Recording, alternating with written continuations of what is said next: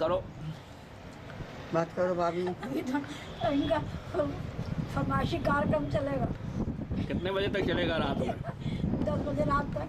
हैं? 10 बजे तक। कहेंगी ये सुनाओ, कभी कहेंगी वो सुनाओ।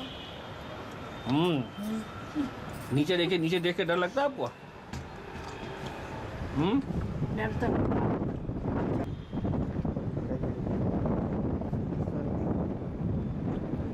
क्या बढ़िया। यहाँ पे अंदर सर। हाँ। सरोज बीवी के आने से बहुत अच्छा लगा हमको। बहुत दिनों के बाद इतने दिन वो हमारे साथ रही, हमको भी बहुत अच्छा लगा, उनको भी बहुत अच्छा लगा। और हम लोगों का साथ बहुत कई सालों के बाद इतने दिन का हमारा साथ रहा।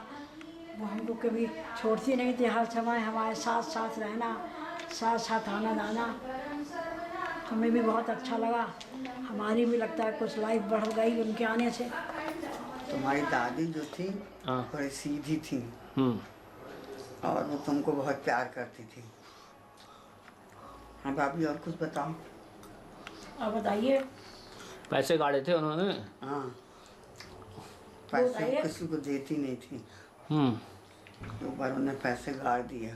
प्रवीण दादा ने देख लिया और कुंदन बुआ के यहाँ बैठे नहीं गई। थोड़ा टाइम लग गया, उन्होंने बाबूजी को बता दिया, तो खुदाई कर आई गई, पैसे निकाल लिए गए। फिर छुटाई हुई? हाँ, छुटाई तो नहीं हुई। दादा की छुटाई नहीं हुई? उनको इलाहाबाद जाना था, उन लोगों को जरूरत थी। बाद में तुम्हारी दादी कहती हैं अच्छे काम के लिए चले गए, चलो ठीक हो। दादी जो थी हमको पैसा नहीं दिया करती थी, हैं? तो स्कूल में जाते थे, सब लोग खोंचेबाजी से खाते थे। तो हमने सोचे अम्मा देंगी ना। किस काटा से मैंने चांदी की चवन्नी चुराई। तो एक कौन थे भाभी, मंगली मामा की लड़की को वो हमारी साथ पहले थी और रिश्तेदार भी थी, बहन भी थी। उसने कहा, आई कहने लगी बुआ आप सरोज को रोज एक चवन्नी देती खाने को। अम्मा घबरा गई, वो जाके अपने स्काटर देखा, उनको देखा तो उनको इसमें से चवन्नियाँ गायब थी। बहुत बड़बड़ाई, 1 घंटे तक बड़बड़ाहट सुनना पड़ा। बाबूजी ने कहा कि पता नहीं कौन लैट्रिन में चिरौंजी निकाल रहा है। तो माता जी ने कहा चिरौंजी? उन्होंने कहा हाँ। तो कहें कि जल्दी जल्दी भागी, अपना गई, आज कल चिरौंजी सब खत्म। तो कहा किसने लिया? तो उन्होंने शरद को पकड़े गए। शरद ने कहा कि हाँ हमने चिरौंजी तुम्हारी खाई थी, हमने तुम्हारी चिरौंजी चुराई, सब चिरौंजी उनकी ढक। बच्चन और शरद दोस्त थे। उनके तुलसी घड़ा में एक चांदी की गिलौरी रखी रहती थी, इसमें शंकर जी की मूर्ति रखी थी। उन दोनों ने सोचा कि गिलौरी चांदी के ले चलो और उसको बेच दो। दोनों गए, बेच दिया, पतंग खरीदी। तो इसके बाद बच्चन बड़ा ईमानदार था, उसने आके बताया कि भाई हम लोगों ने ऐसा किया। जब हो गया, सुनो शरद एक बार क्या हुआ, बच्चन ने बताया पैसा लेके ये लोग गए और कोई भैंसे का मीट था, पकौड़ी बन रही थी वहाँ, कहाँ होता हम नहीं जानते। खाया, बच्चन से भी कहा काका बड़ा अच्छा है, बच्चन ने भी खा लिया। बाद में बच्चन कहता हमको तो इसने मीट खिला दिया। बच्चों से बता दिया था। अच्छा था, बड़ा अच्छा, अब जाने हो गया। हाँ, बच्चन ने सब बातें बताई, जो भी शरद की पोल पट्टी वही खोल दिया करते। एक बार माता जी पपीते का पेड़ लगा था, पपीते के पेड़ में उनसे किसी ने कहा कि अगर इसकी नज़र उतार दो तो पपीता खूब बढ़िया होता है। तो माता जी ने वो ले आए मिर्चा और वो नमक और राई और चोकर ला करके अपने पैर के नीचे से करके उसकी नज़र उतारने लगी। उतने में संदीप तुम आ गए। तुमने कहा कि देखिए दादी क्या करेंगे। तो बाबूजी आ गए भागते हुए, कहने अरे अपने लड़कों की तो कभी नज़र नहीं उतारी, पपीते की नज़र उतार रही है।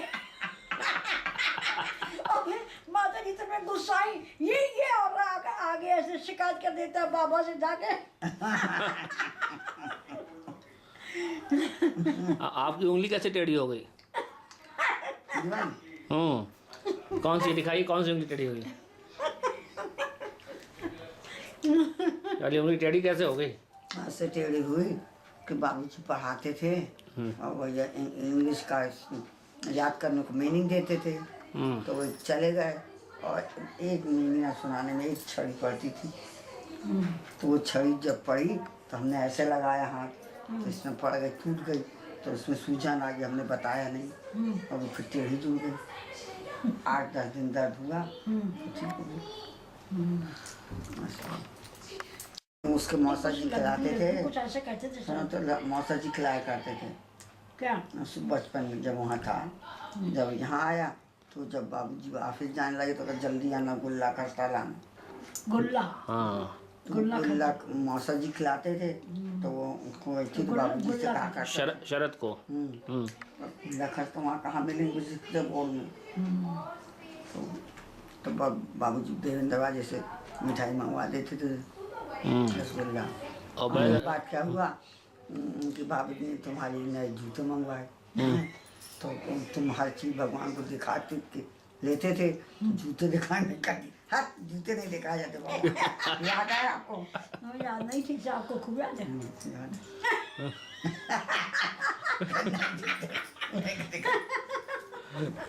सुरेंद्र के यहाँ चले जाओ, तुम कभी गए नहीं। तो सुभाष भैया के साथ हम भोपाल गए।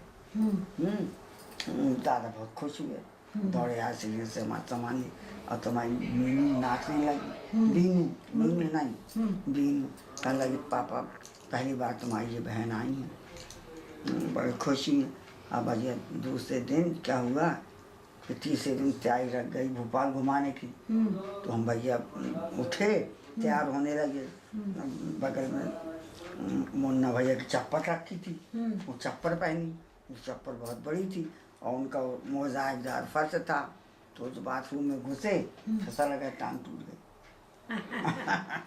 हम वहाँ पर पड़ गए, दादा भी बड़े परेशान, और एक दिन में तो हमारा पैर बहुत फूल गया, 2 जगह से टांग टूटी थी। फिर अस्पताल गए, वहाँ पड़े रहते रहे।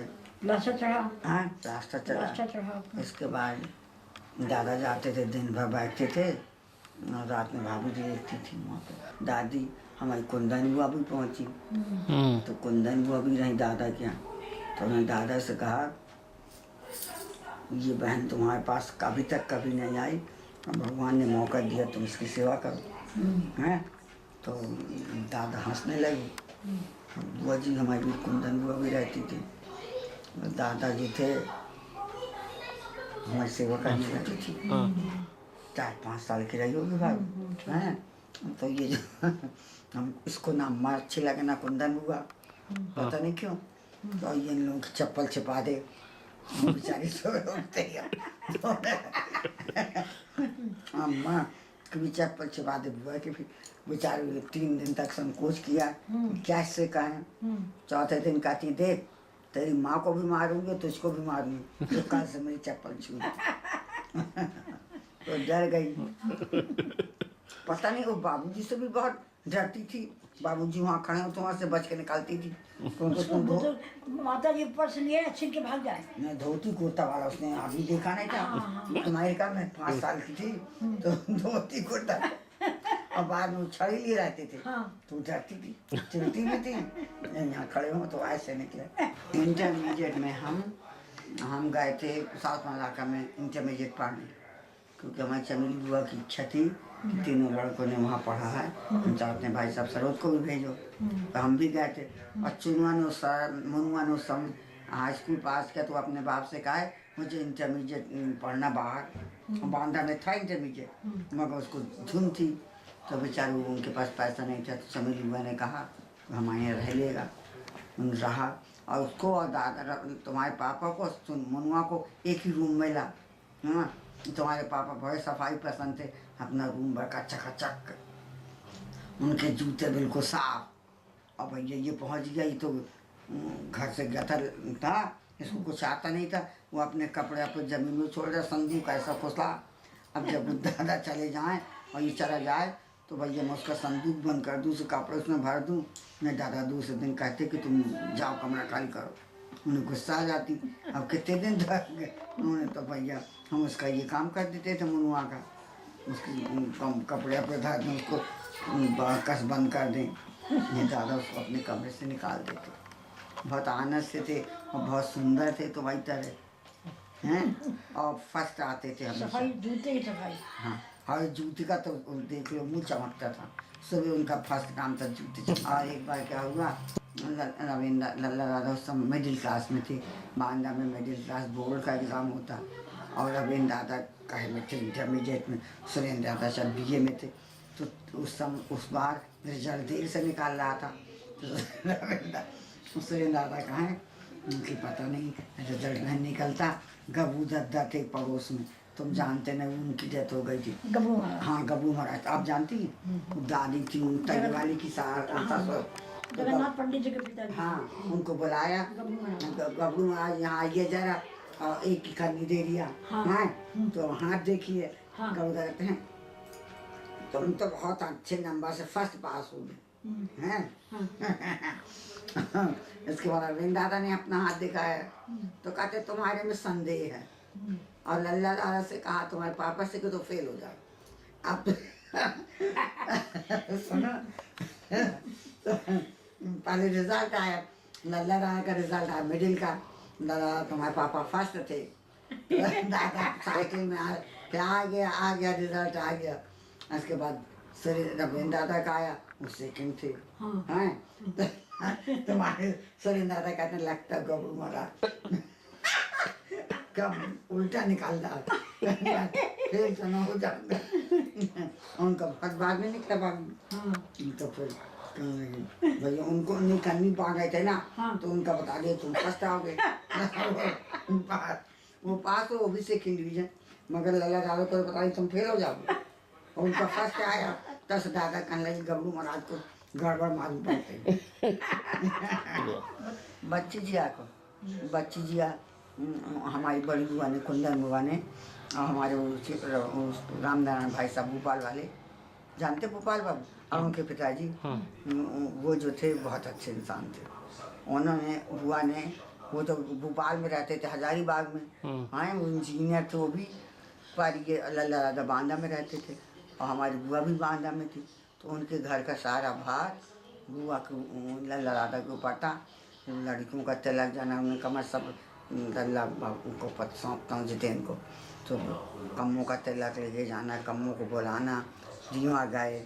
इसके बाद बिमला जी का तिलक विलक लेके जाना, सारा शादी का काम यही करते थे। उनके ससुराल जाना, बच्ची जी क्या गए एक बार लेवाने। तो बच्ची जिया क्या गए, उन्होंने मामी से तुम्हारी दादी से शिकायत करी। वो कहीं रेलवे स्टेशन में उनका शर्ट खुल गया, तो कहें सर ढको अपना, तो हंसने लगी। सर तो उन्हें ढक लिया। फिर हम अम्मा के पास आई कि मम्मी लल्ला जो था हमारा सर खुल गया, तो कहता सर ढको अपना, तो हमारी अम्मा हंसने लगी। रहते तो एडवांस थे दादा, वो सीधे थे मगर एडवांस थे। कोई भी नहीं पसंद करते थे कि यहाँ न जाओ वहाँ न जाओ, आ जाते। वो बड़े मॉडर्न विचारों के थे। और आते थे, अब तुम्हारे पापा जी तुमने तो हमको सिनेमा दिखा दिया, वो कभी लेके उनको पसंद नहीं था। तो ये दिखा देते थे, रविंद्र दादा आते थे। महल पिक्चर तब वहाँ समझ में भी नहीं आती थी। महल पिक्चर देखी, हाँ हम किशोरी थे ना, और कम्मो जीजा जी दिखाते थे। हमारे कोई जीजा जी तो थे नहीं, कम्मो के बच्ची जी के हस्बैंड जीजा जी थे, तो वो दिखा देते थे। इसलिए तुम्हारी बच्ची जी को दादा बहुत प्यार करते थे, जाते थे उनको, ये भी बहुत प्यार करती थी। जब दादा की तबीयत खराब होती, शंभू जीजा जी बिना पता नहीं कैसे पता चल गया, किसी गैर आदमी ने बताया था उनको, सबसे पहले पहुंच गए थे बांधो, रातों रात आ गई थी बच्ची जी। तो इसके बाद कम्मो आई, फिर इसके बाद बिमला तो वहीं थी, कुसुम जी आई, जब बात सुशील भाई साहब आए, तुम्हारे फूफा जी आए, बाद में धीरे धीरे सब लोग आते गए। सुबह हुआ नहीं बताइए आप। सुबह हुआ गंभीर थी, कम बोलती थी, पढ़ने में कम मन लगता था, सोती ज़्यादा थी। बाबूजी कहते थे हमारी छिंगी नीची रह गई, सरोज पढ़ गए, लल्ला पढ़ गया, रविंद्र पढ़ गया, जितेंद्र पढ़ गया, सब बीए में है, ये इंटरमीडिएट में है, ये तो सोती रहती। मगर इसका दिमाग का अच्छा था, पास हो जाती थी, इंटरमीडिएट पास कर लिया। बाबू सोचते थे फेल हो जाएगी। रविंद्र दादा इनको पढ़ाते थे तो काम दे जाए तो अपने मन से स्पेलिंग बना देती थी। रविंद्र दादा स्पेलिंग क्वेश्चन करवा पाएंगे, आप तो स्पेलिंग बना लेती और पास हो जाती थी। मगर रामचरण की 2 बहनें थी, केसर कस्तूरी। केसर थी हमारी उम्र में बड़ी, मगर वो एक हिसाब से हमारी दोस्त थी, गुट्टा खेला करते थे, चंदा पौवा खेलते थे। और गर्मी बड़ी थी, कहाँ जाते। तो जब हम उसके यहाँ जाने लगे, केसर के यहाँ रामचरण के, तो सुरेंद्र दादा तो उन्हें बड़ी तरे रहे, उनकी आँख देख कर डर जाते थे। और अम्मा बाबू जो थे, लड़के जो कुछ करते थे वो बोलते नहीं थे उस बीच में, वो अच्छा कर रहे हैं। तो इसलिए दबना पड़ता था। तो हम उनको मौका मिलता था, जब हम कहे अब बुआ तो हमको मालूम नहीं कहाँ रहती थी। भाभी जहाँ गणेश भगवान बने हैं, पहले वो बुआ का मकान था, हमारे चमकुंदन बुआ का। तो जो कहने बुआ के यहाँ जा रहे हैं तो कोई कुछ ना कहता था। वहाँ बने रहते थे कम्मों के साथ, और बच्चे जी अच्छी मिलाती कम्मों थी, वहाँ बहुत मन लगता था। तो वहीं रहते थे। कभी कभी गर्मी की छुट्टी में वहीं सोते भी थे। हाँ, कोई कहता नहीं था। बाबूजी क्या कहें, उनकी बहन के यहाँ तो गए थे, ना ये लोग कुछ कहें। तो जो कुछ मिला हमको, साथ संग, सहेली, बहन, सब यही है बाबू। और हमारी कोई सहेली नहीं थी, वो घर निकल जाते नहीं आते थे। तब का ज़माना आपको याद है, ऐसा था, लड़कियों को नहीं निकलने दिया जाता था। अब तो बड़ी पसंद नहीं थे। देहात में शादी कर दी गई है, घर से कभी गए नहीं हैं। तो जब हमारी शादी कर दी गई तो कानपुर से हमारी बुआ जी थी, लगते भागते, यानी तुम्हारी फूफा जी की सगे मौसा की बहन थी ये, सगे मौसा की बहन। तो फूफा जी तुम्हारे वहाँ रहते थे, तो मतलब काफ़ी हो गया मेल चाल, तो साथ रहने लगे लड़के की तरह, निपे वे भी देने लगे उनको। उनसे परस करी, बुआ जी हमारी देखने आई, शादी हो गई। ये नहीं बताया कि देहात का लड़का है। बाबूजी ने कहा 3 जगह शादी करेंगे, कानपुर, इलाहाबाद, लखनऊ, और उनको कहीं जाना न पड़ा। वो घड़ी से इनको देखने नहीं गए। घड़ी से इनपुर हमारा ससुराल था, तो हम करती भैया हम सोचते देहात में टीचर होगा बाबू, ठीक नहीं था। तो गई कि नहीं गई गढ़ी से? गए, फिर तो जानी पड़ा। हूँ शादी में रमेश की, वहीं से हुई शादी। नहीं, आपकी शादी तो नहीं हुई वहाँ से? वहाँ तो हम कानपुर गए, हमारी शादी वहाँ से नहीं। हमारी बुआ जी आई हमको देखने, तो उन्होंने कहा कि बाबू, अम्मा ने, पंजू बुआ गई थी हमारे साथ, और हम अम्मा थी, पंजू बुआ थी और हम थे। तो उन्होंने कहा कि अम्मा ने कहा कि हमारी लड़की ने काम तो किया नहीं, कहा पंजू सब सिखा दिया जाएगा, कर लेंगे वक़्त आने पर। पर एक बात कहा गया कि मीट नहीं खाती, तो कहती हम तो प्याज लहसुन नहीं खाते। बात तो ठीक थी, प्याज लहसुन नहीं खाती थी, उसमें भी तकलीफ हुई। फिर धीरे धीरे हम घड़ी से इनपुर गए भाभी, वहाँ जाना पड़ा ससुराल अपनी, वहाँ सब देखा हमने। तो हमने सोचा बाबूजी ने कहा तुम्हें सब न्यूज़ कर सबको सुनाओगे, सबको सुनाओ। तो बाबूजी ने हमको यहाँ कहाँ पटक दिया हैं। फिर धीरे धीरे ऐसा हुआ, और उनके टाइम आ गया अमेरिका जाने का। अब सवाल ये आए कि हम कहाँ रहें। तो गांव में तो न स्कूल 1 दर्जा, न 2-5 दर्जे तक कुछ था नहीं। तो हम फिर वहाँ बांधे में आए, वहाँ रहे, और मन में सोचें कि इन्होंने हमारे देहात में शादी करी है, इसलिए ऐसा करना पड़ा हमें। बेटे वहाँ भी तारीफ आती थी, पूनम से बनना से लोग कहते थे तुम्हारी सस्ता हवा बेटा। हम इंग्लिश नहीं उसने पढ़ी, पता नहीं वो इंग्लिश में भी बहुत वहाँ होशियार थी, कैसे करती थी भगवान जाने। इंग्लिश में भी उसने सारी टीचर उसकी तारीफ करती थी, और A+ आता था हर सब्जेक्ट में, बड़ी रिस्पेक्ट थी उसका। अंग्रेजी पढ़ी नहीं? पढ़ी नहीं थी अंग्रेजी नहीं पढ़ी, उसने कैसे मेकअप किया। हाय बाबूजी जब सड़क को सिखाया करते थे, कश्मीर को भारत का स्वर क्यों कहा जाता है, उसको रटाते थे। वो बैठी रहती सुनती थी, बाद में सब सुना देती थी। पढ़ती 2 क्लास में, 2 दर्जा में थी। फिर वो आती थी स्कूल से, हमसे कहती थी मम्मी यहाँ आओ, यहाँ आओ। तो हम कहते कहाँ है, तो पट्टी बोरखा में जो नंबर दिखाती थी उसका 100% होते थे। हम कहते थे कहाँ देखे बुलाती है, चले जहाँ देखा। तो हमने कहा बहुत अच्छा, आपके स्कूल का दिखाती थी हमको। और कहा मम्मी यहाँ आओ, यहाँ आओ। हमें कहा पता नहीं क्या बताती है, देखते थे तो उसका 100%। आज भी तो वो होती तो उनको थोड़ी डंडा लेके आऊँगा, तुम मार के चली जाएगी। गाया जाता है तो गाना गाते थे तुम लोग। उसको डांस भी सिखाया था, उसको आता था, गाना भी आता था उसको। क्या आता है भगवान। वंदना के लिए कहिए, बताइए। हाँ वंदना, क्या बताएं। आप इतना ख्याल करती है, ध्यान देती है। ख्याल तो करती है, हाँ, अपने हर एक अपनी माँ का ख्याल करता है ना। नहीं तो तब भी वो विशेष ध्यान देती है। हाँ, आप वो रो रही थी उसकी लड़की, तो आपने कहा कि क्यों क्यों रो रही है, तो उसने क्या कहा? अच्छा, वैसे अच्छी सीधी तो लड़की। कहते तुमने तो मुझे मारा। हाँ, कहीं तुमने तो मुझे बेल्ट से मारा और हमने मारा था बेटा, पता नहीं हुआ ऐसा काम कर रही थी, पढ़ने के लिए मारा था। बेल्ट? वो सबसे याद करे, छोटी बहुत थी भाभी। हाँ, याद है कि बेल्ट से मारा। और ये नहीं याद क्यों मारा।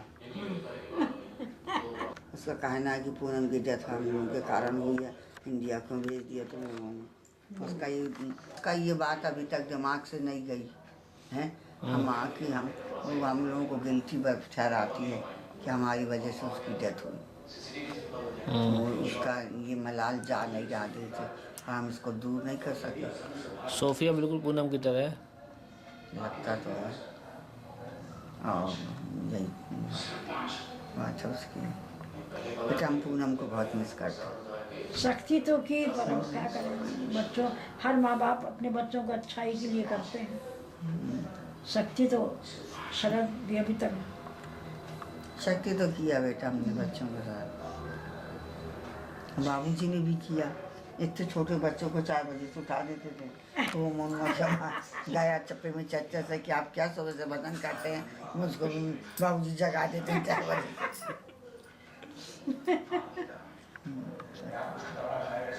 ये उसका नाराजगी के कारण से यही है कि पूनम की डेथ का ब्लेम हम लोगों के ऊपर है, तो दूर नहीं कर पा रही है इस बात को। शरद तो शायद भूल गया, शरद भी पहले कहता था, मगर शरद तो थोड़ा छोड़ दिया, भगवान के ऊपर भी जाओ। एक तो चली गई, ऐसी गलती न होने पाए, पर वो पूनम की वजह से हंसते हंसते ज़माने से जाएंगे हम,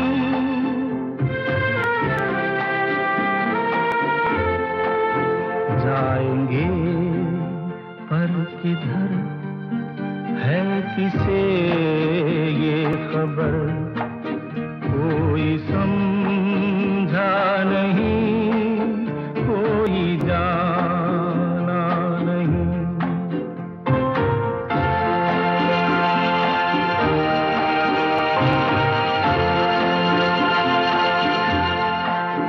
ऐसे जीवन भी हैं जो जिए ही नहीं,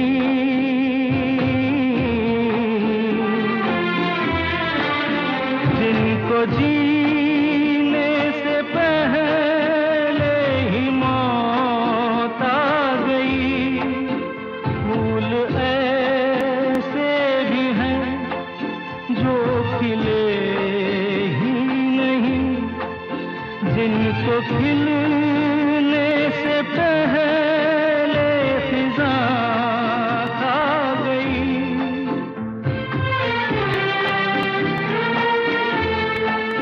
है परेशान नजर, थक गए चार अगर, कोई समझा नहीं, कोई जाना नहीं। जिंदगी का सफर है ये कैसा सफर,